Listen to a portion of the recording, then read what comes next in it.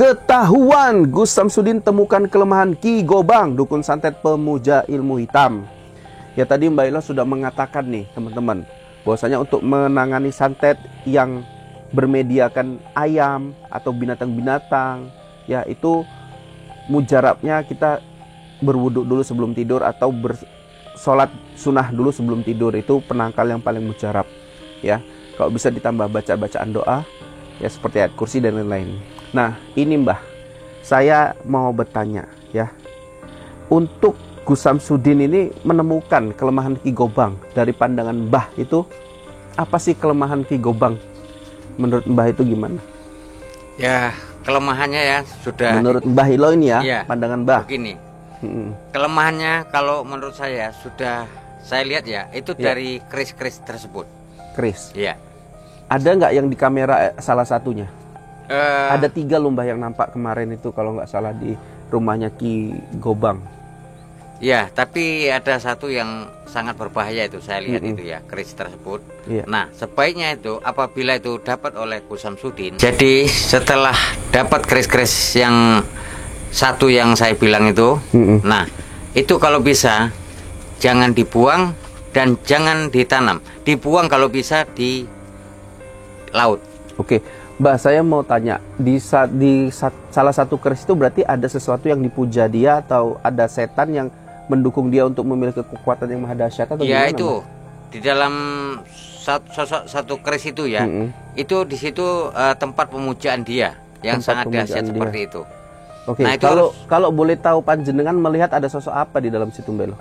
Sosok apa yang dipuja sama dia sih? Itu seperti Dajjal gitu ya. Seperti Dajjal itu ya? Di atas setan lagi itu. Kalau Mbah Hilo bilang Dazal ya Melo, Dajjal berarti dia di atas setan kata Mbak bilang tadi. Nah, ini tentunya nggak boleh sembarangan Mbah Hilo ya. Iya. Kalaupun Gus Samsudin menemukan keris inilah dia memang ilmunya, saya merasakan auranya jahat sekali.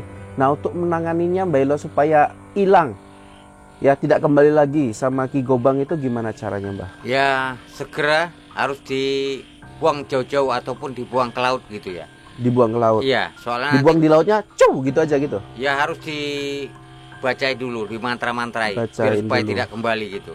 Oh, ada tekniknya ya Mbah? Iya, bukan hanya dibuang asal saja, tidak. Orang pintar tahu lah itu ya Mbah? Iya, seperti tekniknya itu. Ya Mbah ya. Nah, ciri-cirinya yang bersih, kerisnya ini yang bersih atau yang berkaratan atau yang gimana Mbah? Kalau dari pandangan Mbah? Itu biasanya keris itu berkarat gitu. Berkarat ya? Itu biasanya dia banyak makan darah. Karatnya itu karena darah? Iya, seperti itu. Banyak makan korban. Oh, berarti memang seperti yang dibilang-bilang kalau keris itu bisa terbang sendiri mencari darah, itu memang betul ya Mbah? Iya, ada juga.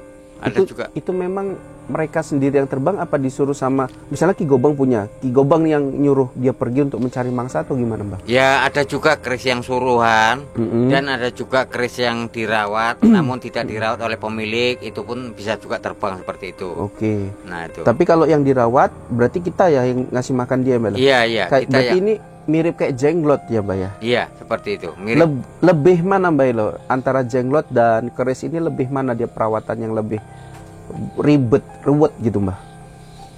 Ya, kalau menurut saya keris ini sebenarnya ribet. Keris ya Mbah? Iya.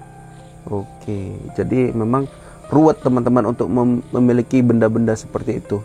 Berarti kalau jenglot ini kan Mbah Ilo udah termasuk kayak mana ya, benda yang dibuat membentuk suatu makhluk hidup ya Mbak ya. Kan itu kan banyak yang di pasar-pasar itu kan benda dari patung kemudian dicetak sama manusia, dibentuk seperti orang-orangan kecil. Artinya dibentuk kemudian sama spiritual atau dukun, dikasihlah dia kodam dan lain-lainnya Mbak Ilo. Iya.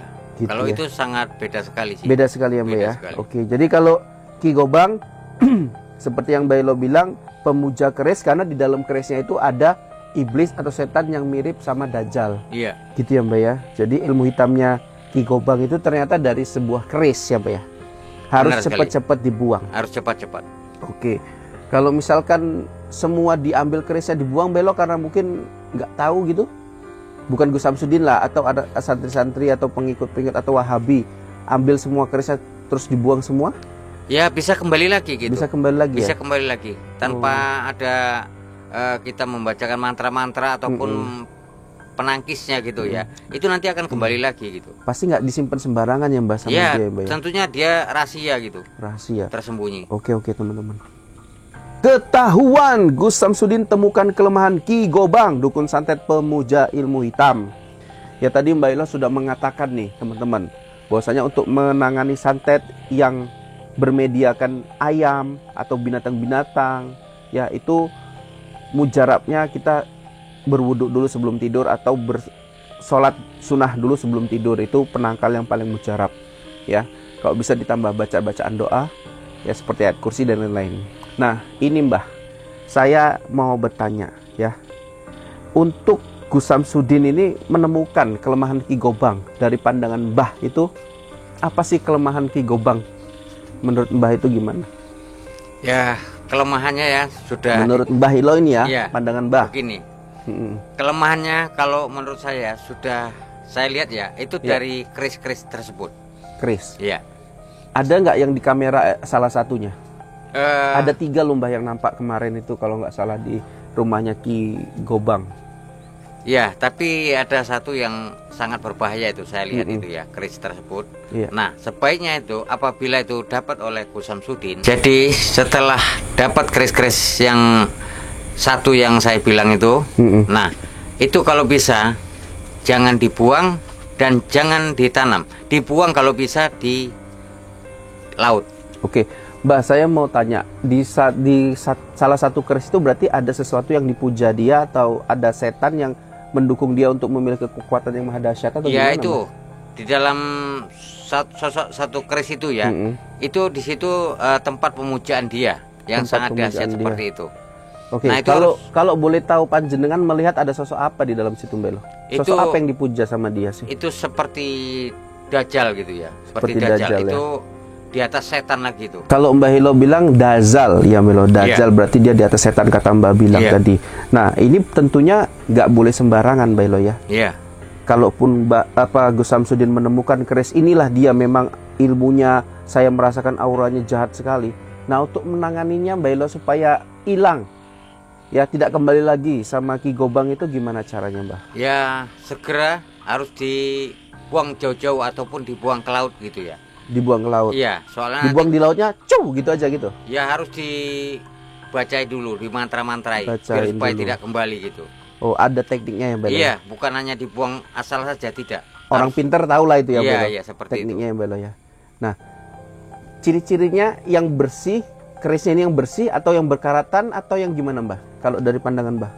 Itu biasanya keris itu berkarat gitu. Berkarat ya? Itu biasanya dia banyak makan darah.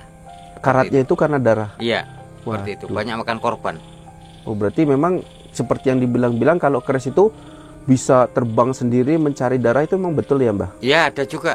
Ada juga. Itu memang mereka sendiri yang terbang apa disuruh sama, misalnya Ki Gobang punya, Ki Gobang yang nyuruh dia pergi untuk mencari mangsa atau gimana Mbah? Ya ada juga keris yang suruhan dan ada juga keris yang dirawat namun tidak dirawat oleh pemilik, itu pun bisa juga terbang seperti itu. Oke. Nah itu. Tapi kalau yang dirawat berarti kita ya yang ngasih makan dia Mbak? Iya iya. Berarti ini mirip kayak jenglot ya Mbak ya? Iya seperti itu. Mirip. Lebih mana Mbak Ilo antara jenglot dan keris ini, lebih mana dia perawatan yang lebih ruwet gitu Mbah? Ya kalau menurut saya keris ini sebenarnya ribet. Keris ya Mbah? Iya. Oke, jadi memang ruwet teman-teman untuk memiliki benda-benda seperti itu. Berarti kalau jenglot ini kan Mbak Ilo udah termasuk kayak mana ya, benda yang dibuat membentuk suatu makhluk hidup ya Mbak ya? Yeah. Kan itu kan banyak yang di pasar-pasar itu kan benda dari patung kemudian dicetak sama manusia, dibentuk seperti orang-orangan kecil. Artinya dibentuk kemudian sama spiritual atau dukun, dikasihlah dia kodam dan lain-lainnya Mbak Ilo. Iya. Gitu kalau ya. itu sangat beda sekali sih. Beda sekali ya Mbak Beda ya. sekali. Oke, jadi kalau Ki Gobang seperti yang Mbak Ilo bilang, pemuja keris karena di dalam kerisnya itu ada iblis atau setan yang mirip sama Dajjal. Iya. Gitu ya Mbak ya. Jadi ilmu hitamnya Ki Gobang itu ternyata dari sebuah keris ya Mbak ya. Harus cepat-cepat dibuang. Harus cepat-cepat. Oke. Kalau misalkan semua diambil kerisnya dibuang belok karena mungkin nggak tahu gitu, bukan Gus Samsudin lah atau ada santri-santri atau pengikut-pengikut atau Wahabi ambil semua kerisnya terus dibuang semua? Ya bisa kembali lagi gitu. Bisa kembali lagi. Bisa ya? kembali lagi tanpa ada kita membacakan mantra-mantra ataupun penangkisnya gitu ya. Itu nanti akan kembali lagi gitu. Pasti nggak disimpan sembarangan ya Mbak sama Ya, dia ya Mbak ya? tentunya dia rahasia gitu. Rahasia. Tersembunyi. Oke teman-teman.